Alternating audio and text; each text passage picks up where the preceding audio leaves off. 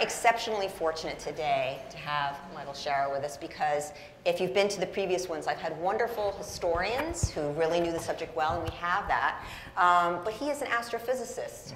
And does a lot of research in the field, and so will hopefully be able to explain to us in a way some of the work, which I think is, you know, when you think of Einstein, you have to think about how complicated the concepts were that he brought to light.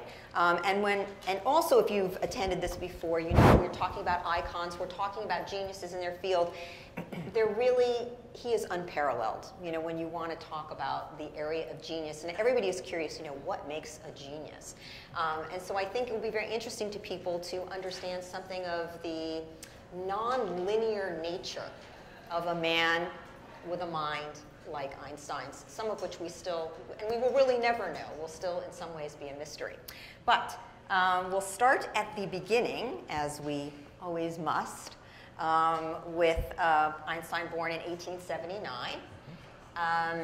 And he was described as a child who spoke late. He was older than 2 years old when he began to speak. And he had some childhood quirkiness about him. Many quirky things about him. The only addition I want to make to what you said in your introduction is the complexity of the ideas. What I'd love to try and get across to everyone here today is actually that relativity, and in particular why gravity works, the core fundamental idea is actually very, very simple, exquisitely simple. And in less than 30 seconds, when the time comes, I'm going to explain it to you all. There'll be a pop quiz before we leave. Wonderful. But let's go back to his childhood. Because you're right. he was a puzzle solver, even as a child, right? He liked to understand the way things worked. He was an intensely curious child. Very much so. We often think the hallmark of genius in a way. Right. His mother did worry a lot about his not speaking until almost 3. And then supposedly he began speaking in complete sentences. And one of the beautiful stories about him is that one day Mom was serving out soup to the family. Albert picked up his spoon, had yet not spoken hardly a word in his 3 years, burned his tongue, looked at his mother and said, "Mother, why did you make the soup so hot?" And she said, "Albert, you haven't spoken a word until now." And his response was, "Well, until now, everything was fine." That's a great story. And so, you know, today, obviously, a parent would probably be at, we don't know how many specialists, if their child were not speaking to almost the age of 3. And then, curiously, though he did speak in complete sentences, it's said that he would repeat the sentence that he said to himself over and over again, sort of quietly, until about the age of 7, sort of this perseveration on whatever he was thinking or saying at the moment over and over, which is also something that you might bring your child to a specialist for, because it would seem quite unusual. But from the beginning, he was curious. There's the apocryphal story of his father presenting him with this compass at the age of 5, and that he you know, the fascination with how could this be working and trying to understand. What was the underlying mechanism? The idea that a little piece of metal would always swing towards the north is something that most of us just take for granted. It's the way it is. But he realized that there was something very deep there. Why does that happen? Well, you know, we can go one step further and say, well, it's the Earth's magnetic field, and an iron magnet that is magnetized will line up with the Earth's magnetic field. But you haven't really explained anything. You've explained how it operates. You haven't explained why it operates, and that's what he was interested in. And even at the age of 5 or 6, he was able to pose this question, at least to himself, and he didn't fundamentally understand why it worked, and that's why it bothered him. And he wanted to know the answer. He was a man of whys. He was a boy of whys. Right. And though he maybe wasn't as strong in other areas, so people like to say, oh, he had problems as a student. Teachers thought that he wasn't such a, in the younger years, they thought he wasn't such a great student. It's hard to know what of that was his not being that communicative, being in a school system where you had to learn what they told you in a Germanic, authoritarian system, where this is what you needed to learn. He didn't like that very much. At all. He despised that sort of rote learning. If you look at his high school leaving certificate, basically his report card for when he left high school, it's actually an excellent report card. In physics, in mathematics, in chemistry, and geometry, he scored the top grades in his class. So in subjects that interested him and turned him on, he did very well. In natural history, I mean, since I'm at the Museum of Natural History, this interested me, he still scored a 4 out of 5. That was a pretty good grade. There was more memorization. In terms of foreign languages, again, not so strong, but that is, in many ways, pure memorization. Didn't interest him. Didn't interest him. And so if it didn't interest him, he didn't put the time and effort into it, and that's why he didn't score the top grade. He was capable of it if he'd wanted to, but it was a bore. So I mean, he had a Greek teacher, I believe, that said, you know, Albert, you are never going to amount to anything. He had, you know, too bad he couldn't find that teacher a little later, but he really, he had this sort of unevenness, and it's difficult. And so people have wondered, you know, was that a learning issue? He himself really said later, you know, that German was the only language that he really felt comfortable in, was not able to develop a facility in other languages, though he lived at that point in the United States for a very long time. But in this, he also had sort of this, he's described as a bit of a loner, irascible, just impudent, really pissed off teachers. Right. At age 16, a teacher came to him at his gymnasium, high school, and in Germany, and basically told him that he should leave. He was invited to leave the school, and he asked why. He was actually quite happy to hear this, but he asked why, and he said, "Your presence is disruptive." And he said, "I don't say anything in class." And the teacher said, "That's part of the reason, but your simple impudence is extremely disruptive to my class. I don't want you here anymore. The other teachers don't want you here. We invite you to leave." And that was for him not only the last straw, it was a wonderful opportunity to get the heck out. So this occurred with his family as well, to some degree. He had a younger sister, Maya, to whom he was actually fairly close. He was very close with her, though supposedly after she was born, and for the first year, he regarded her as a toy. He'd been told that this new toy was coming, and the first time he looked at her, this was just after the soup episode, he asked his mother, "Why doesn't she have wheels?" That was his response. But he came to understand that she was actually a person, a human being. He was very kind to her, except for the time that he nearly beamed her with a book. And she recounted these in a biography later on.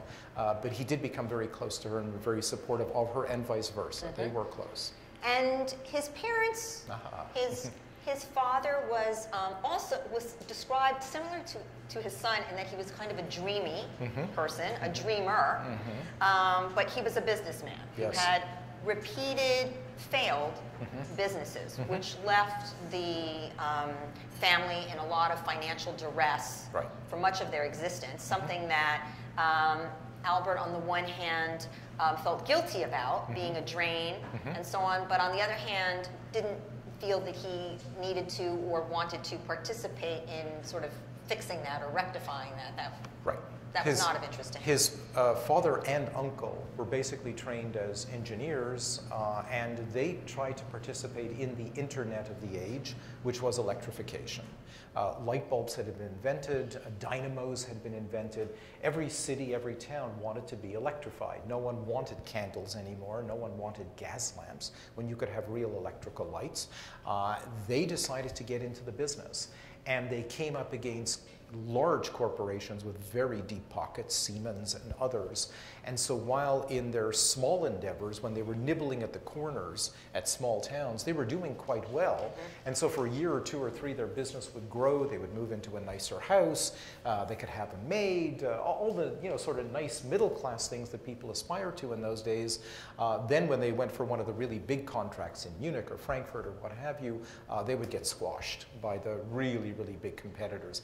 And that was probably their greatest mistake. They should have stayed relatively small. Small can be beautiful in business, and had they done so, they might have been more successful. One thing that's, I think, interesting about the father is, while he's described as similarly dreamy, he really did support, or at least allow, his son to pursue academia, even if it may have disappointed him because business was sort of more revered and you would have a better life.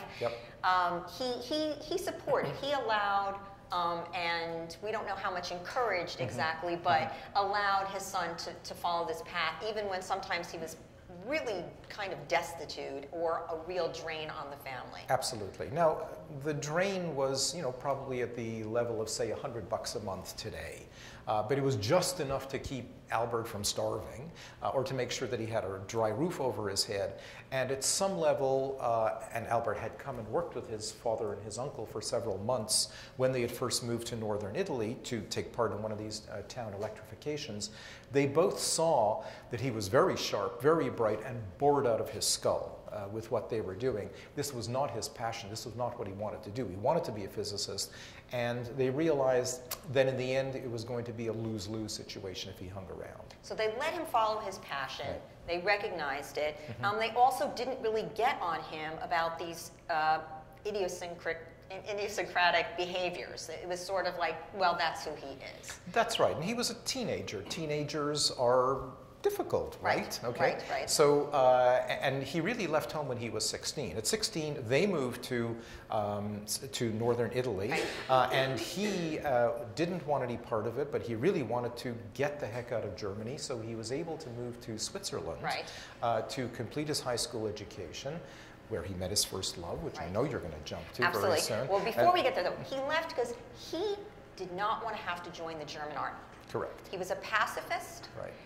The military, which he would see soldiers marching, terrified him. Correct. He talked about being frightened. He didn't want that to be his fait accompli. Yep. And so that was a big motivator and an important feature of Albert Einstein, because really he was, interestingly, curiously, though he didn't have an intensity of empathetic relationships, he did feel, well, you might disagree. I do, but go ahead. He did feel this, not intense nonviolence, that it was important to settle things in a nonviolent way, very anti-war, despite what was going on around him.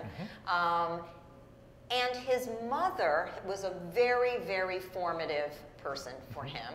And formidable. And formidable. So she was the toughie. She was the tough love. She taught him independence. She taught him persistence. But she also wanted him to do things her way. And she was a force to be reckoned with, even as she supported him also, though, in his academia. And at some level, his parents really had no choice because he was so independent. He did go off to Switzerland, studied there for 2 years himself, literally hiked back to northern Italy to see them one summer, began this first intense love affair out of their sight, in some sense out of mind, though the young woman began corresponding with Pauline, with his mother. And so they realized, look, here is this very, very independent person. We just cannot tell him what to do. Let's support him. They loved him. They were very, very fond of him in every possible parental way. And so yes, they did support him. And she also instilled in him the love of music. He played the violin. Badly. But it seemed to be his way often of relating to others, right? Correct. He would bring along his violin, he would play, he would say, we're going to be friends and play together with others, or I'm going to entertain you. And so it was either the violin, which was an escape, a passion. No, I don't think escape. I would say that the violin was one of his main modes of recreation, relaxation. I think he regarded it as a very healthy thing. It was a social bridge for him. Social bridge. And I was unfair when I said badly. He was a moderately talented amateur. Certainly never at the professional level. He knew early on that he didn't have that kind of talent. But still, even into his 60s, he would play in various groups and ensembles at Princeton and play credibly. It's interesting because many people who really excel in the sciences and in math are also really excel in music. Right. So there is often that correlation. It certainly was the case for him. And he tended to love Bach and Mozart, no surprise, and he tended not to love Tchaikovsky or Wagner or Rachmaninoff, the Romantics. The Romantics, or the emotionally intense, evocative composers. And he stated this, that he was sort of, emotionality was not so much for him. Right. That he preferred sort of an even keel, couldn't understand when people would get extremely emotional, whether it was the women in his life or his mother, that he had a passion for science. That he understood. But other people's emotionality wasn't so much for him. Well, he had experienced it himself, and he knew that he was going to be, in his own heart and mind, better off if he didn't experience this again and again. He once said that the bottom half rules your life, and he didn't want that happening to him. Right, so the bottom half ruled his life when he met Maria. He boarded with the family at the school, and she was very pretty. She was 2 years older. He fell in lust with her. They were, you know, and he felt that pull, and he was disturbed by that. That was not comfortable for him. That's right. And that did not last. She wanted to marry him, but he was not comfortable with that. And so earlier I had said, you know, difficulty with close emotional relationships, and you were going to take issue with that. I'll just say, because I would love to hear that, you know, there are many groups that have claimed Einstein somewhat as their own, in terms of whether we're talking about attention deficit disorder, and they would say he was so distractible about this. He didn't tie his shoelaces. He was sort of this wild, disheveled, appeared dreamy and inattentive, though obviously he was not dreaming. He was thinking of things, and could hyper-focus on his science, which is a feature of ADD. And others would claim, oh, it's something in the autism spectrum, because something in the Asperger's area, because he really had difficulty, because he talked late, because he perseverated. He would play with cards and make card houses over and over and over, whatever he did, over and over and over, repetitively again. And because he did have relationships, but the reading of social cues in terms of pissing off the teacher that you hope will give you a job, or angering the women in your life that you actually want to have a relationship with. So I would say we can't give him a diagnosis, really, and I don't know that he would meet criteria even today. There is one diagnosis that I think fits perfectly, and that is physicist. Your brother's a physicist. I'm a physicist. Yes. You know whereof I speak. We're all a little Asperger's. All scientists, all successful scientists have to be a little Asperger's. That is, we have to be able to focus like mad. That doesn't mean that we can't make eye contact with each other. And it is true that maybe a third of my colleagues, you know, mostly spend their time looking at their shoes rather than at the person that they're talking to. I will give you that. But he was that kind of person. So yes, a little quirky, yes, a little eccentric, maybe a lot eccentric. The bit about the socks and then untied shoes, Einstein cultivated an image. He loved to be seen as the absent-minded professor, and he used that image very effectively. He had a very strong social agenda, and in his later life, he knew that people would listen to him. Whatever he wrote, whatever he said, people would listen. He remained a very strong pacifist to the day that he died. He remained, or he was a very strong anti-McCarthy person during the early 1950s, a very liberal person. He had many African-American friends at a time when it wasn't cool to be associated with such people. So what you're bringing up is actually, rather than this being an inability, was it and this has been argued, the narcissism, appropriate narcissism that comes with being so brilliant that engaging with other people at the level that they can engage is just annoying. And you know, they can't really have that conversation with you.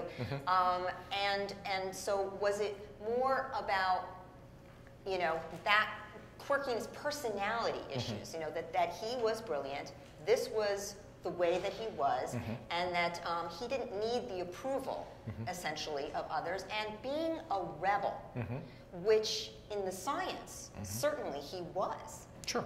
But really carried over into all of these other that he didn't need to conform, and that in fact being a rebel, i.e. a revolutionary, was really what Einstein was about. Oh, he certainly was, and he enjoyed that image, never felt the need to conform, simply was going to march to the beat of his own drummer. He wasn't interested in conversations about people. He was interested in conversations about ideas. So if you would engage him in a conversation about any idea, whether it was politics, religion, philosophy, or science, or art, or anything, and you had something novel to say, you'd have his rapt attention. Yeah. If you would start to gossip about this or that person in his surroundings or someone else's, he would just tune out. Completely. I do want to say 2 quotes though from him in this, just before we move on, in this area of you know, was there some Asperger's issue for him? He said, a glass pane separates myself from fellow man. That he felt at some level that, you know, while he was very in touch with humanity, that individual humans, not so much. He also said, I never belonged to my country, my home, my friends, my immediate family with my whole heart. So that, you know, something in him felt that he did stand separate. But he did stand separate. So it becomes a very difficult thing to answer. Let's move on to his academic years, to his, you know, he studied, at university, well, let's say he met a physics student, Mileva, who was also extremely, extremely bright, very unusual to be a woman. And he was pretty fascinated with her. She was very fascinated with him. She was a Serbian woman, not someone that his mother approved of in the least. That's an understatement. Yeah. That would have been marrying down. And she was horrified at the idea. So the family was totally opposed to this relationship. That didn't bother him too much. Au contraire. So in fact, probably made her all the more appealing. Exactly. Yeah. Parenting 101. And so there have been these debates over the years, you know, he was already starting to do incredible work, have these incredible thoughts, questioning the science of the times. She was doing it along with him. And over the years, there have been these questions of, was she really doing it along with him? Okay. So let's hear your... Okay, so Mileva was a PhD student with him. She was beginning her doctoral studies, well, first her physics studies. And they did go through school for a year together. And during that time, she clearly was wildly interested in Albert, though it took a while for him to get through to her. She was very aloof and distant, and she to him. So they sort of danced around each other for the better part of a year. And then they went off during a break, and she became pregnant. They were very passionate about each other. The family, as you said, was extremely opposed to her. Albert's family wanted no part of her. She went back to her home and had their child, whom we didn't know about until 1985. Historians had no idea. The child, Lizero, their only daughter, vanished from history. We think she might have had perhaps scarlet fever or something else, and was born probably severely damaged. Some historians of science have gone tramping through the graveyards of Serbia to look for her, and nobody's found any trace of her gravestone. There's a hint that she might have been adopted by one of her aunts and lived with her during her lifetime, but we honestly don't know the answer as to what happened to her. It is just along the lines again of the who was Albert, that, you know, he was madly in love with her, but when it didn't look like it was going to look so good to have an illegitimate child with them as he tried to get a job, he sort of said, yeah, go away, have the baby. It's actually not, I don't think it's quite as clear-cut as that. I mean, of course, it was completely unacceptable for them to be living together with her pregnant or even living together, full stop, unmarried. And the only place that she could go where she would have support was back to her family's estate in Serbia. Her father was quite wealthy, yes. Did support her, allowed her to have the child, and whatever happened to the child, we don't know, gave the child up for adoption. But he could have legitimized the child no had question. he brought her back and married her, and had even afterwards. And but had the child been born healthy, I suspect that that's what would have happened. But there is strong indication, just from a letter and a single postcard, that it's basically, there's a sentence that says it's going downhill very quickly. So we know that there was something seriously wrong with her. And so I think she was given up for, we think, historians think, I'm not a historian of science, think that she was given up for adoption. Now, when Mileva did come back, Mileva, and to now directly answer your question, was she a participant, and did Albert misogynistically or otherwise deny her credit for special relativity or any of the other work that she did? And there are lots and lots of websites out there that maintain that she was a partner in special relativity. She was his muse, she was giving him ideas, he was bouncing stuff off her, and they were living together, and they married, so he probably was. But she's not mentioned, she's not a co-author on his 1905 paper on special relativity or anything else that he ever wrote, and he doesn't acknowledge her contributions. Should he have? Did she make enough of a contribution? It remains, I would have to say, an open question. I think it's 10 to 1 against, if I had to bet money from everything that I've read. And the single most determining factor is that in the end, she failed her physics exams not once but twice. So she was good enough to get into university, but she wasn't good enough to get through her bachelor's degree, or certainly not to attack a PhD in physics. She had simply come up against probably a combination of both a glass ceiling, but also the limits of her own abilities to try and tackle this very, very difficult mathematically oriented stuff. And today, I think we recognize that women in science have a much harder time, certainly have had a vastly harder time. I'm proud to say that more than half the women in graduate school in astrophysics today, more than half the people in graduate school today in astrophysics in this country are women. But it's the only field in science for which that's true. Perhaps medicine also. But there is no other field. And it was much, much harder back then. She was the lone female in the class. The only one, in a class of 6. But in several years' classes before and after, there wasn't a woman. In fact, Albert had no women peers, no women physicist peers, with one exception, Marie Curie. Right. And he was immensely supportive of her, despite her being almost ostracized by some of the scientific community. So one thing that was difficult is she was clearly passionate about physics, and that was part of their relationship. But ultimately, when he brought her back to marry, and then she got pregnant, and they had a son, and then they had another son, he really wanted somebody who would take care of him. I mean, she was a little bit older than him. That was part of the appeal, the sort of the strong mother, the tough love mother.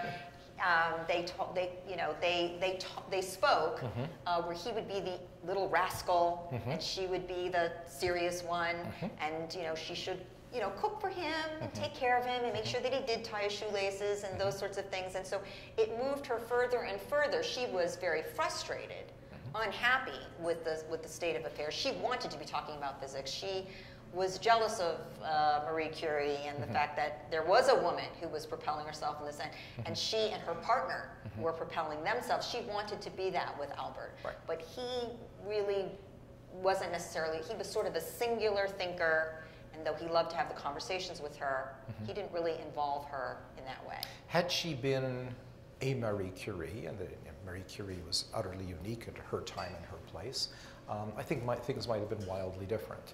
But at some level, she ran out of, I think, being able to keep up with him, and anybody would have run out of almost anybody. Let's talk about that. So, he does get a job. He gets a job after a lot of being turned down, after having angered a lot of people, including a professor who may have in fact blackballed him from much of the community and let them know, don't have this guy. So he ultimately, a friend helped connect him, and he got this job at the patent office, really beneath him sort of job, but No? No, I would say that the job at the patent office was something that he rather enjoyed in a funny sort of way for two reasons. First of all, it was never the same thing twice. He was looking at new patents, new ideas. Does anyone know what the most important thing he ever patented or he, as a patent examiner, ever passed? It was the Toblerone chocolate bar, by the way, the triangular cut. That is important. That's okay. right. But so he loved the work because it was clever. It was novel, and that was great fun, and just as important, it was a 9-to-5 kind of job, and then he could go home and think. And so he didn't have to teach, he didn't have to prepare lectures, he didn't have to grade exams, he didn't have to worry about faculty politics or any of the other stuff that is the ball and chain of most active scientists today. So he had, in 1905, this unbelievable year of 4 scientific discoveries that anybody right now would win a Nobel Prize if they could 4 times, muster right one. So why don't you talk a little bit about those papers that year, Sure. because that was just an astonishing brain power. That's right. Can I ask, was she Jewish? Was that a problem? So you know what, just so you know, I should have said in the beginning, in the last 15 minutes we're going to take everybody's questions, just so you know, but actually the answer is she was not, and for his mother, that was a problem. That's correct. As it is for most Jewish mothers of the early 1900s. And I didn't mention this also, but it's worth noting that his parents were completely assimilated in the sense that they were not religious, not observant. Albert himself, as a child for 2 or 3 years, did have a distant cousin who was imported to the family to teach him a little bit about religion and about the Jewish faith. And he actually took to devising his own little set of traditions. For a couple of years, he wouldn't eat pork. And then he ran up against science when he was 12 or 13 and rejected all religion. So that's his history of the connection. So 1905. 1905. He had been cogitating on all these things, space, time, energy, matter, the things that drive physicists crazy then and now. How are they connected? And in particular, what was the connection between electromagnetism, light, radiation, and matter? Mechanics, Newtonian mechanics in the 1600s, Maxwell's exquisite equations of electromagnetism, which led to telegraphs and instantaneous worldwide communication. There was no join between the two of them. And Albert understood in his guts that you had to have one theory that explained everything, otherwise you didn't really understand what was going on. So the first thing that he did was, and again, after having thought about this for 10 years, realized that the Greeks had been right. 2,500 years ago, there had been the postulation or the idea that there are atoms, that things at the smallest level are built up of individual particles which cannot be split, or if you split them, they become something completely different. And this was the idea that a gold atom, every gold atom is identical to every other gold atom, every carbon atom is identical to every other carbon atom. Today we know of 90 stable elements, 92 elements in total in the periodic table. We have a few unstable ones heavier than that. Einstein was able to make predictions on the assumption that there are atoms. He could predict how viscosity worked. That is, how materials would slide against each other, rub against each other. And within 2 years, the French physicist Perrin, had done experiments which demonstrated that Einstein was right. There was no question about it. And this demonstrated that atoms had to exist, and Einstein was able to tell us the size of an atom. That if you lined up about 100 million of them, they would be about that long. And that was why we had never seen them. They're all too small to be seen with the naked eye. Today, with high-powered electron microscopes, you can actually see individual atoms, so we know that they're there. But that was an enormous triumph, a puzzle of 2,500 years solved. And without understanding the structure of atoms, you can't build, for example, microelectronics. The world would be a different place today. The second great discovery was the photoelectric theory. The idea is that if you take a piece of metal, say cesium, and shine an extremely bright red light on it, as bright as you want, nothing happens. The cesium atom just sits, cesium metal just sits there. But if you shine a very weak blue light, tiny amounts of blue light, electrons come popping out like crazy. Why could that possibly be? You put in great amounts of red energy, nothing happens. You put in tiny amounts of blue energy, electrons come firing out. Well, Einstein said and understood, blue photons have more energy. Light is actually made of particles. It's not just waves. It's actually waves and particles. There's a spooky correspondence between them. And if you shine a few blue cannonballs, the photons are like cannonballs, they will knock electrons out of the metal. But if you shine in lots of red ping pong balls, red photons, nothing ever happens. That's the difference. Well, that immediately led to vacuum tubes, which led to the great revolution in communications. Suddenly, there were hundreds of thousands, millions, tens of millions of radios around the world that worked on this principle. And it was for that that he was awarded the Nobel Prize in 1921. When he came to give his Nobel lecture in 1921, he did not say the word photoelectric effect. He did not talk about it. He talked only about relativity. And in relativity, he taught us that space and time are in many ways the same thing. In the same way that dollars and pounds, or Deutschmarks, well, it used to be, now euros, are the same thing. There's a conversion factor between them. You need $1.50, for example, to buy a euro. So the conversion factor is 1.5. That he was able to teach us that energy and mass are the same thing. The conversion factor happens to be 1 with 21 zeros after it. It's a big conversion factor. That's the equation E equals mc squared. So energy equals mass times the speed of light squared, multiplied by itself, and that's the one with 21 zeros. Those are the three great results. There are actually two papers dealing with relativity. And they changed the world forever, because E equals mc squared, of course, leads both to nuclear weapons and to an understanding as to why stars shine and as to why the universe is expanding and accelerating. Exactly. So, as a boy, he said he would daydream, and he imagined riding a beam of light. And did he ever connect that he was thinking about this as a boy? Yes. The ultimate discovery that he made? No. He was following his imagination and taking one logical step after another. The idea of riding a beam of light, or a Gedanken experiment, a thought experiment, is something that physicists hadn't really pursued much. And he pursued these thought experiments far along, to the point where he would run into a paradox, where you would come to a nonsensical conclusion, or a conclusion that was so counterintuitive that you would have to say to yourself, how can that possibly be right? It can't be. One of my assumptions has to be nonsensical. Well, or the conclusion, which seems nonsensical, is right. Even though it seems nonsensical, it has no choice but to be true. And in particular, he found that time does not tick by at the same speed for all observers. That was the most counterintuitive result of his 1905 special relativity. And he realized that the reason is the following. You and I can move through space, or we can move through time.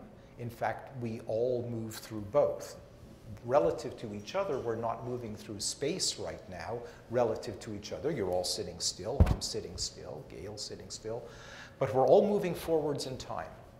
And he said, the universe that we live in isn't three-dimensional, it's four-dimensional. There's length, there's width, there's height, and there's time. We're moving through that fourth dimension, and we're all moving at constant speed, including photons, even light. The faster you move through space, though, the slower you move through time. The sum of all your movements, your length, your width, your height, and your time, have to be a constant, which is intimately connected with the speed of light.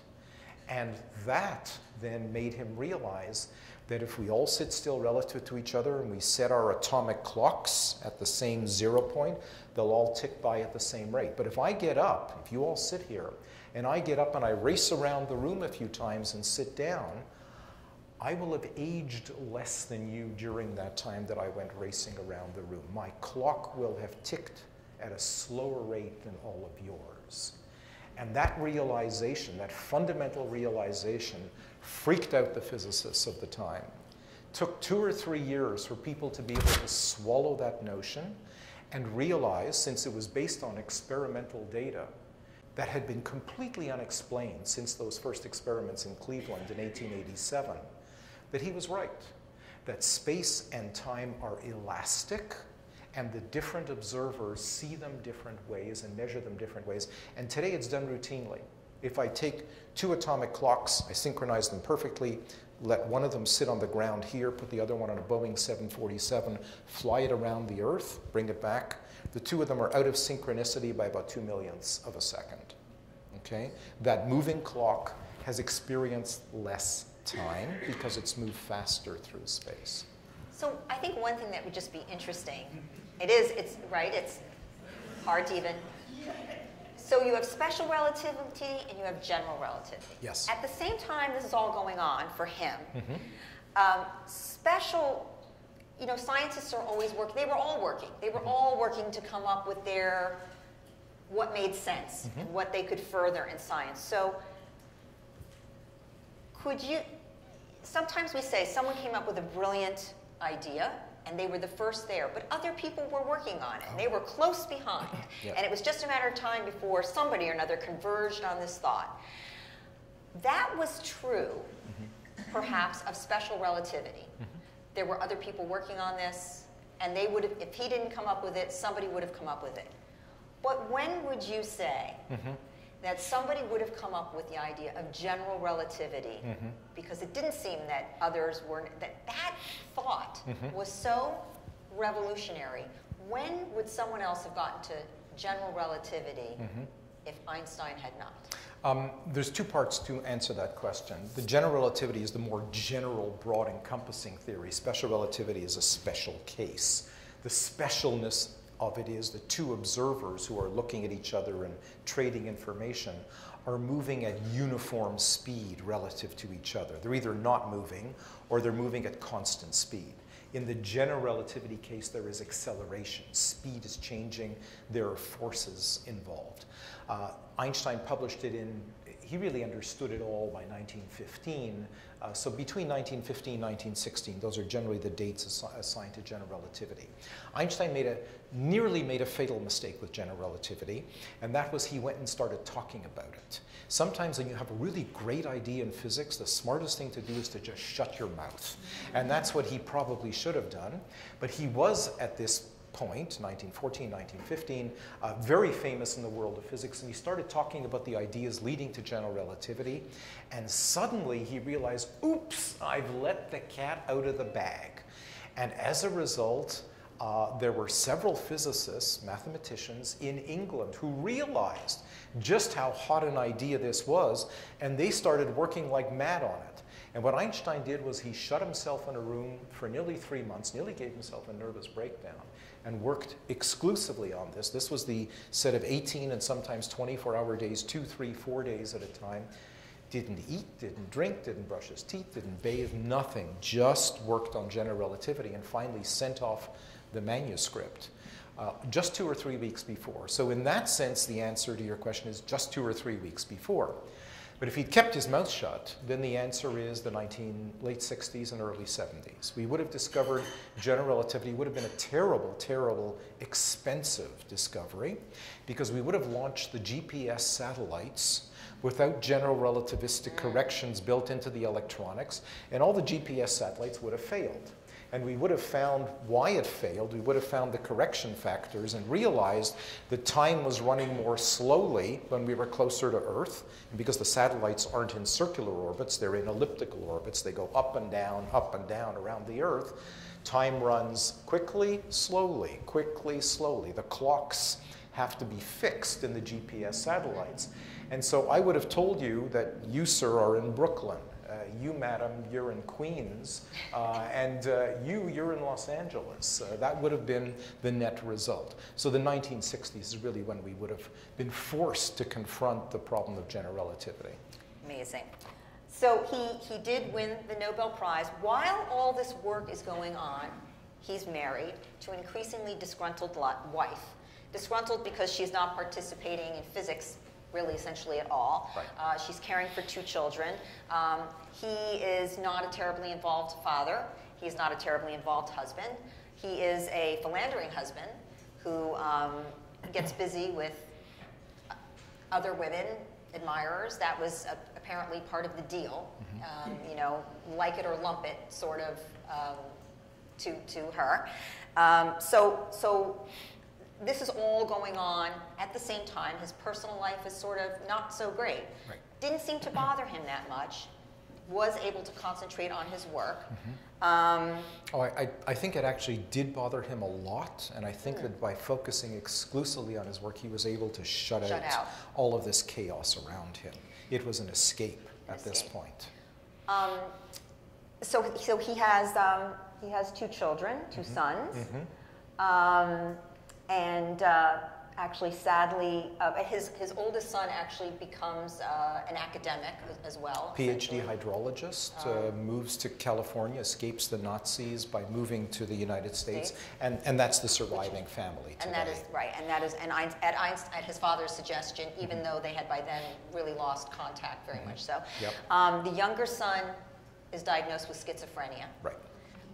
Which is tragic, and also, again, has made many people wonder genetically about the quirkiness, and not that I don't think many people would say that he had anything in the schizophrenia realm, but people have questioned sort of a schizoid personality, this sort of removed, very quirky, odd thinking, as opposed to out-of-the-box revolutionary thinking, and wondered, you know, about this genetically speaking. You just described a physicist. Not all physicists, I would say, but I think what is helpful about thinking about these things about Einstein is that we all have children who have differences, and we're very quick to diagnose, and we're very quick to say, this is a problem, and to transmit to the child, this is a problem.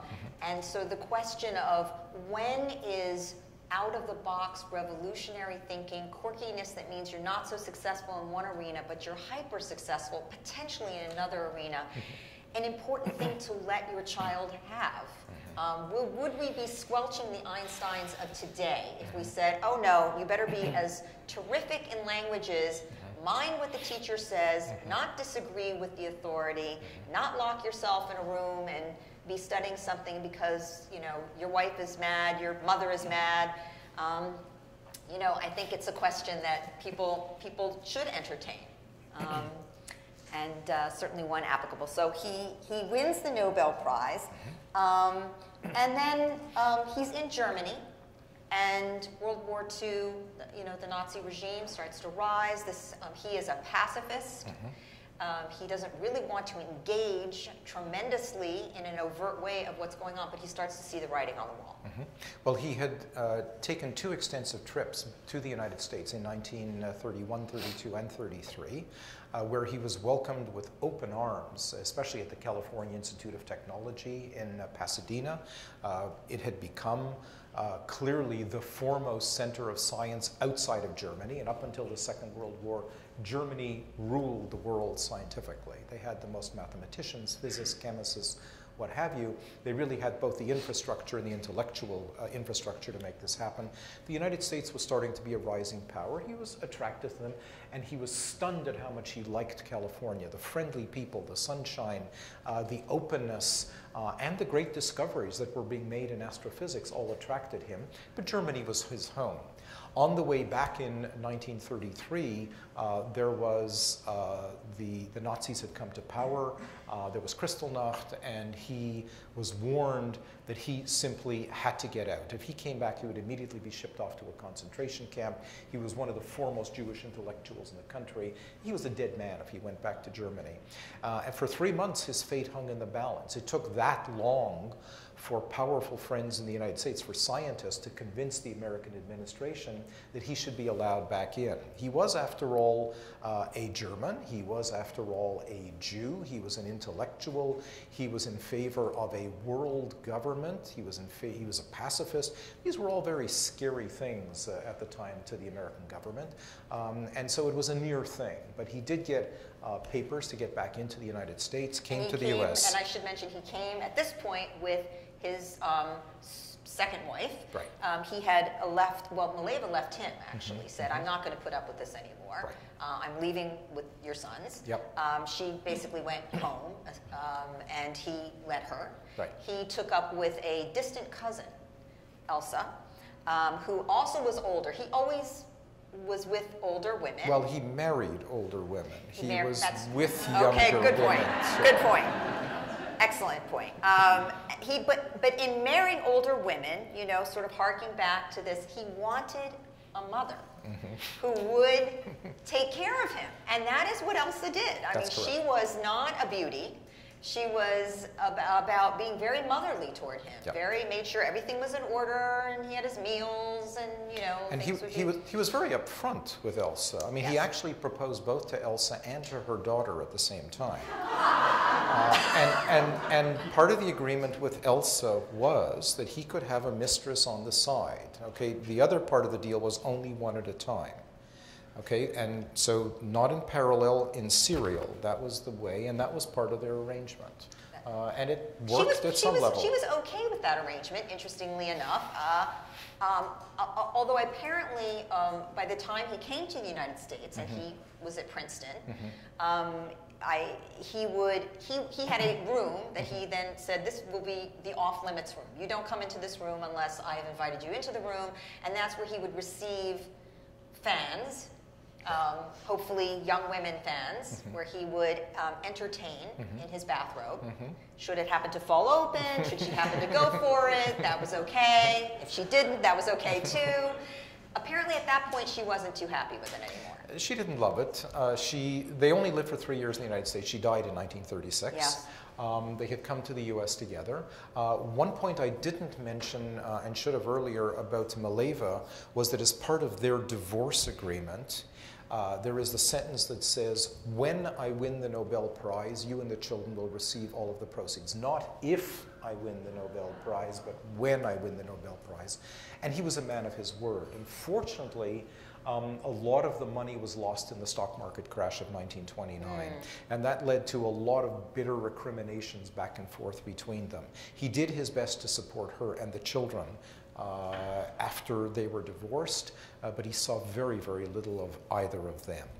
With Mileva, there was a modus vivendi. She loved being part of his life in the sense that there was always a spotlight on him. There were always famous people coming and going. And she was asked when they first came to the United States on one of these transatlantic liners, do you understand the theory of relativity? And her response was, it is not necessary for my happiness. She was very, very content, as you said, to be his, in some sense, mother, initially his lover, and she seemed okay with it. So he, you know, again, in the world of relating, you know, he did have friends. He had close colleagues, but they talked about stuff. It wasn't, as you said, about each other, and there was no relationship with a woman that was really, you know, you are really my partner. I get you, you get me. It was more of this caretaking sort of thing. And even the things that he liked to do for fun, sailing was a big, somewhere play the violin. Somewhere we're going to come upon that he he enjoyed the attention. Very much so. It's hard to call him a narcissist, only because he really was that brilliant, you know? And so, you know, we tend to say narcissists have an interior self-esteem issue and therefore create grandiose fantasies to make up for what they feel they're lacking and their fantasies. But these weren't fantasies. He really was that grandiose. I mean, he was actually that accomplished, so it's hard to say that. But he did enjoy the attention of other celebrities, in a sense. And the company of brilliant people. And the So company in the previous slide, there was Yes. Edwin Hubble, after whom the Hubble Space Telescope is named. Hubble is the person, one of the three people really, who discovered the expansion of the universe. The universe is not a static thing. It gets bigger and bigger with time because the space in which everything is embedded, including us, is expanding. That's one of the most fundamental discoveries in all of the history of the universe and all of the history of science. And here he is with Edwin Hubble in his 1933 visit to Pasadena, looking through the eyepiece of the 100-inch telescope at Mount Wilson at a galaxy that Hubble had used to demonstrate the expansion of the universe. And in the next slide, I think we had Lemaitre and Millikan. Millikan was the person who did the oil drop experiment in 1897 and demonstrated that electrons exist.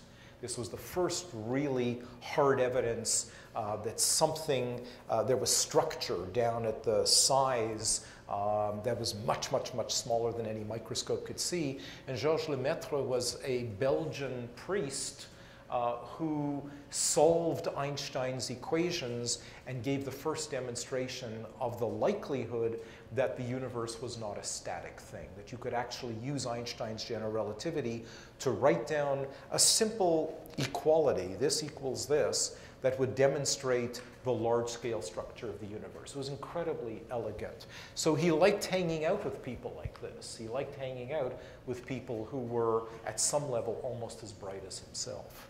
His home at Princeton with the famed entertaining room. Right. 1940, he became a citizen. There he is with both his lifelong secretary and Elsa's daughter. Whom he adopted. Whom he adopted. Her daughters. That's right. That's him with the judge who administered the oath of allegiance to him on October 1st, 1940. This is him sailing. That's right. He loved to sail. Again, Right. he liked that it was alone, essentially. Right. And right. Right, and I'll let you in on a little secret here. This is pure geek humor. The reason for it is that it's the sport which demands the least energy. Of course, we understand that in the funny sense, the lazy, idle sense. But in physics, especially in general relativity, the principle of least action, that is, an object will always fall to the state of lowest energy. Think of a bowl. If you drop a ball in the bowl will roll around till it finds itself at the bottom, in the ground state. And that was why he said this. An Einstein pun. I want to make sure that we do talk about his involvement and feelings about the development of the atom bomb, the use of the atom bomb. It was something that, as a pacifist, seemed so stunning, Yep. seemed so shocking. Yep. He came to feel that there really was no choice, Right. that essentially the United States, the entire world was at risk. And there was no choice but to advise in favor of the atom bomb. But he felt tremendous guilt and really responsible in many ways for the rest of his life. He did, but he also tempered that with the following realization. And the history of it is that on August 1st, 1939, Szilard and two other physicists, European exiles, people who had fled the Nazis, came to him and said, look, there are these experiments that have just been done in Germany which demonstrate that atoms can be split. So you were right about atoms, but what you didn't understand at the time, no one could have understood, is that atoms can be broken into pieces and smaller atoms emerge from the fragments. And in doing so, an enormous amount of energy is released via E equals mc squared, because think of the nuts and bolts that hold the atoms together. We call them mesonic forces today. They have a certain amount of energy, and when those bonds are broken, that energy is released in the form of gamma rays heat, and that can lead to chain reactions. Chain reactions, when they happen fast enough, are rather like chemical reactions. Kind of chain reaction is dynamite or nitroglycerin going off, but there is about 10 million times more energy per pound locked in the nucleus than there is in the outer parts in the chemical bonds. And so you could make a bomb that could blow down a city, an atomic bomb, at least in principle. Einstein signed a letter to Roosevelt advising the president to immediately secure a supply of uranium for the United States, because this was the only atom at the time known to be fissionable, something that you could break into pieces and make a bomb with. And exactly 1 month to the day after that letter was sent to the president, the Nazis invaded Poland and began the Second World War. During the Second World War, he was not invited to participate in the Manhattan Project. Despite his having written the letter, despite his being Jewish, despite his obvious support of the American government and his hatred of the Nazis, he was considered a bit of a security risk. And so he was not invited. He did work for the Navy, both on the certain suggestions on how to propel torpedoes faster, but he had no idea of what was going on in Los Alamos, no idea of the construction of the bomb. He wasn't part of the Manhattan Project. After the Second World War, a scathing letter was sent to him, initially very flattering, by the editor of a Japanese magazine, the equivalent of Life magazine back then, who starts the letter by saying, I am a tremendous admirer of you, as are all peoples, your great advances in physics and so on.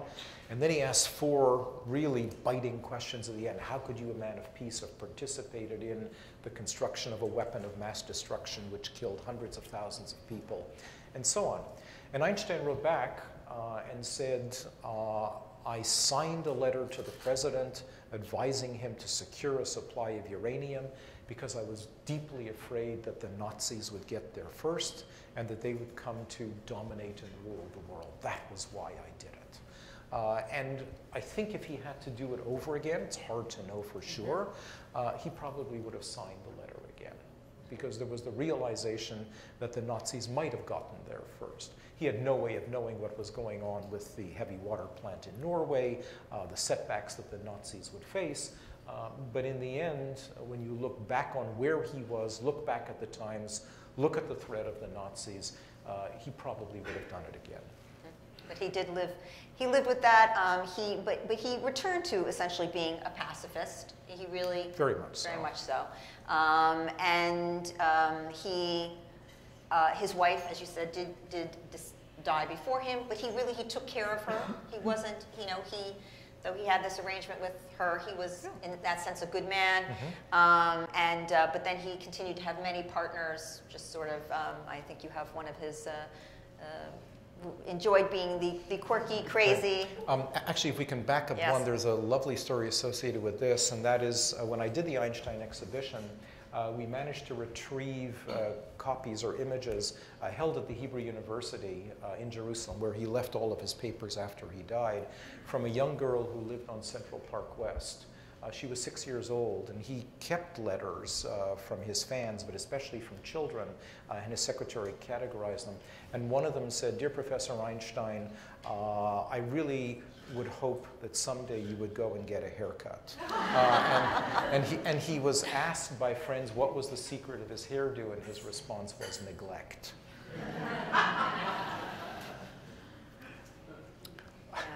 This famous. Yes, he had been bugged by photographers all day. They had been taking his picture all day. The paparazzi of the time were crazy about him. And finally someone said something a little silly, and he just stuck out his tongue, and that's when that picture got taken. Has remained quite famous. Right. I want to make sure that we take a few questions before we run out of time. Yes, you have that picture of him in Ben Gurion. Yes. Yes. In Ben Gurion's house. He wrote a letter to Ben Gurion predicting the demise of the Soviet Union. I think this is in 1920, almost the exact year that it happened. But we couldn't discuss it, we were moving on. Was he also a historian? I don't think you could call Einstein a historian, but he certainly read history. I think he understood the major movements in human history, looking at the state of the Soviet Union and communism in the 1940s, 1950s versus capitalism versus socialism. I don't think you could with certainty say this movement is going to fail and this movement is going to succeed. You simply had to let history play itself out. He, of course, was offered the presidency of the State of Israel. In 1953, when the first president of Israel died, Abba Eban and David Ben-Gurion decided to offer him the presidency of the State of Israel, though they are reported to have said to each other, "What do we do if he says yes?" Einstein wrote back and he said, "Look, I'm not a man of politics. I am a very private person in many ways, and while I'm deeply ashamed, I must turn down your kind offer." But it did make headlines at the time, and that was what that conversation was about. Ben-Gurion came to Princeton to talk to him about it. Quantum physics is just as spooky and crazy as when Einstein came up with general relativity. Mm-hmm. But the last 30 years of his life, he couldn't accept it. How come? I mean, he had a mind that could go in all ways. Sure. He just couldn't get it. Well, Einstein used to argue vociferously with his brilliant friend Bohr, Niels Bohr, who in many ways was the father of quantum mechanics. He worked out the structure of the hydrogen atom and demonstrated that the spectral lines are because electrons behave like an elevator, which goes from this floor to this floor to this floor and doesn't hopefully stop in between. Those quantum jumps, the discreteness of atoms, was something that Einstein could accept. It matched experiments, but there were other consequences of quantum mechanics, in particular the probabilistic nature of it. The idea that you could fill a box with uranium atoms, and after 4.5 billion years, half of them would have decayed and half would not, but you couldn't tell in advance which ones would and which ones wouldn't, in principle, was something that he found very disturbing. He thought that a proper theory of physics, one that encompassed not just quantum mechanics but also electromagnetism and everything else, would allow you to predict in principle which ones would and which ones wouldn't. And so he told Niels Bohr, "God does not play dice with the universe." That's his famous saying. And Bohr responded, "Don't tell God how to run the universe." So they were at each other all the time. It was a friendly, they really respected and liked each other. The really funny thing and the ironic thing about all of this is that trying to disprove quantum mechanics, which is what he did, he was doing a set of thought experiments, and one of his thought experiments led him to the so-called spooky action at a distance, or the spookiness of space and time, where as a consequence of this, you could entangle particles, separate them by vast distances, and then when you checked on the state of one particle, you would instantly know the state of the other particle.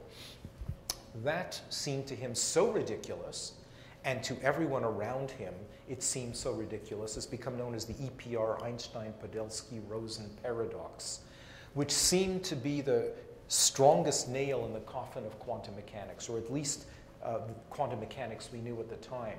Fast forward about 25 or 30 years, or 35 years, people have built hardware that does exactly this. It's not the only instance of,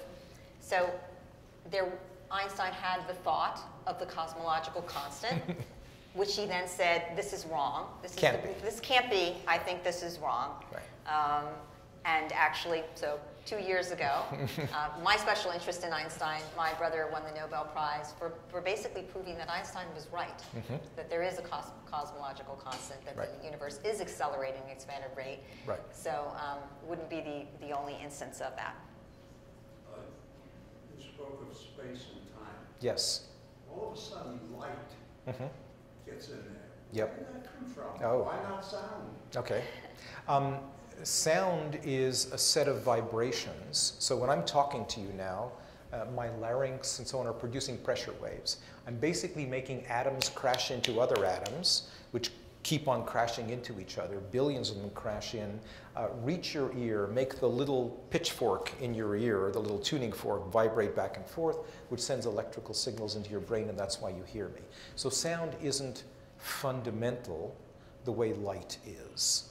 Light travels through a vacuum. It doesn't need a medium to move between any two places. So sound waves are basically energy being transmitted via collisions in a medium of some sort. Light is something entirely different. Did his children ever have children? And if so, Yes. where where are they today? Oh, they're- What happened? There's some living, he has, Oh, yeah. his older son, not the younger one became ill, became institutionalized. That's and correct. died reasonably early. Right. The second one married, Yep. had several children. Yep. They're actually not all in the United States, I don't believe. One in particular now lives in Switzerland and in Germany, remarkably has gone back. And the family is dispersed basically around the world. And both his mother and father had brothers and sisters also who had children. So there are many, many branches to the family, lots of living descendants, if not cousins, then grandchildren also. Did Einstein have a relationship with Heisenberg, the German physicist? Oh, yes. Very interesting one. The idea, they certainly knew each other, talked to each other. Heisenberg came up with what is called the uncertainty principle. That's what he won his Nobel Prize for. The idea that you can't know both the position and the energy state, for example, of a particle simultaneously with absolute accuracy. And that's one of the underlying bits of structure in the universe. The universe is quantized. The universe is digital. It is not analog. From that Heisenberg constant, the constant that emerges in quantum mechanics, tells us that there's probably a smallest tick of time. That is, the tick of time of the universe is probably quantized at 10 to the minus 44 seconds, an extraordinarily tiny number. And the space is probably granular. That is, it isn't completely discrete, probably at the 10 to the minus 33 meter level, something of those natures, of those numbers, incredibly small. So he knew of Heisenberg's work. Heisenberg, of course, knew of his work. I would say that there was respect until 1933, not much afterwards. And their interaction afterward via letters was strained at best. Apropos bomb research, was there any connection? No, they weren't on the same side of the political spectrum, none whatsoever. Yeah, with respect to difficult subjects, was Einstein interested in Freudian psychology? Yes, actually, right? I mean, at least this was happening at the same time. Actually, Right. there were brilliant people in other areas, Picasso's art, Yep. Freud's principles, and he did have some interest, is my understanding. Well, like any intelligent, well-read person of his time, of course, it was the state of the art in trying to understand dreams, human sexuality, why people are the way they are. He was no specialist in it. He didn't have a huge correspondence with Freud, but they did write back and forth a few times, yes. If he didn't have a Jewish identity, why did he become such a strong philosopher? He had not a religious Jewish identity, but a cultural Jewish identity. So his connection with the Jewish people was very strong. He ate a lot of rubber chicken to help establish the Hebrew University. Did make a visit to Palestine for the mandate Palestine for the groundbreaking of the Hebrew University. Left them his copyright, his image, all of his papers when he died. Very strong supporter of the nascent Jewish state. I can only take one more, I'm sorry. There's so many books about Einstein, but there weren't two that you recommend, like the Isaacson one. Yes. So Isaacson, the marvelous book that came out a few years ago, if you want a really wonderful scholarly read, if you want something a little bit lighter and that you can take to the beach, then I recommend Einstein in Love by Dennis Overby. Yeah. Fabulous book. That's the story. I mean, that's sort of the story we're telling a little bit. That's correct. But the physics is the physics is there. They're in an accessible He's fashion. the science writer for the New York Times, so Yes. he's It's a magnificent book. very, very good book. I wish we could go on longer. We do have. I mean, sadly, he died actually of something that he might have been treated for. He was having a ruptured aortic aneurysm, Yep. which can be deadly instantly. But Right. he was suffering symptoms earlier. Mhm. It was said that, we want to bring you to the hospital. We want to treat you. And he sort of said, I've lived a good life. It's time. It's time. Time to move on. And he was 60, 76. 76. Okay. So he had lived a good long time. Yeah. But sadly that was the end. So thank you so much for coming. If you're interested, yes, next month will be Mr. and Mrs. Lincoln, and the following month will actually be Sigmund Freud. We will analyze the analysts.